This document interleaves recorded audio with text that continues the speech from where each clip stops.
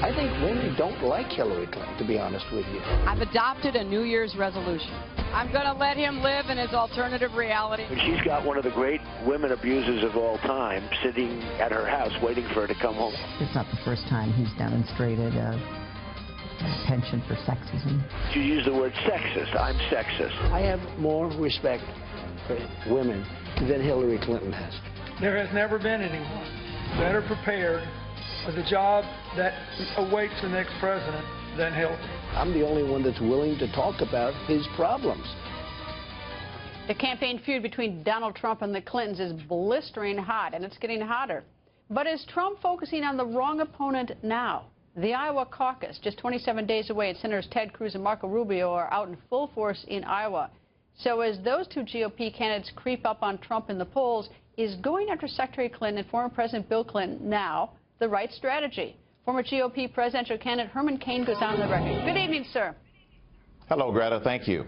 Well, sir, it's no secret I've never run for office, certainly not for president, but my eyes would be on Iowa right now. And if I were Donald Trump, I'd be worried about Senator Ted Cruz and Senator Marco Rubio coming up my rearview mirror. He's focused on the Clintons. Why? He's focused on the Clintons because he has a strategy for Iowa and New Hampshire and South Carolina, and it's going to be driven by some of the media that he's going to place there, not by some of the sound bites that the media gets excited about. This whole Trump versus the Clintons tells you what the problem is. It should be Trump versus the Clinton. But remember, she was the one who said she's going to unveil her secret weapon. Now, unless you've been living under a rock, everybody knows Bill Clinton was president of the United States of America. That's not a big secret. But what I believe is happening is he's going after her and him because she's trying to leverage her husband, the ex-president, to help her in her campaign. But I don't think it's resonating. All right, you don't think it's resonating. Let me get to that in a second. But that issue, if it's Trump versus Clinton in the general election, seems like, you know, whatever, we'll deal with that when we get there, if we get there. Right. Right now, he's got to get there, and he's got to win Iowa, and he's got to win New Hampshire. So while he is trying to ding both the Clintons, it's that he's carrying water for the other GOP candidates and not necessarily advancing his cause. Shouldn't he be comparing himself to Ted Cruz and Marco Rubio and Governor Christie and the rest of them? Here's what I believe he is doing, although I'm not in Iowa or New Hampshire. I attended 2 Trump rallies in Georgia, and at those rallies, he was focused on his competition, but it's not being reported in the media.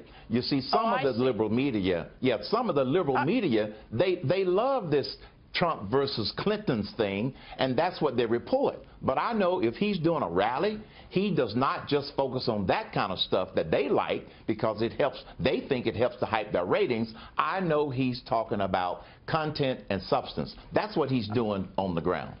Okay, got it. So we sort of seize upon the salacious and the sizzling, yes. and that's why we hear so much of it. Okay, got that. All right. Yes. When are you going to endorse and who? I'm going to endorse when the Republican Party selects its Republican nominee, and here's why. That's late. That's at the end. No, that's not the end. That is the beginning, and here's why, Greta. If I were to endorse a particular candidate, I have already said on the record, to borrow a term that's you use, I've already said that my favorite candidates are Trump, Cruz, and Rubio.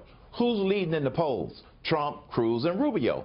If I were to endorse one of them, then I would be hit with a barrage of questions trying to defend everything they said, everything they did, every position that they take. And what I'm saying is that's counterproductive. All right, you got 30 seconds left, so let me throw one out at you. Why aren't you supporting Governor Chris Christie in that group?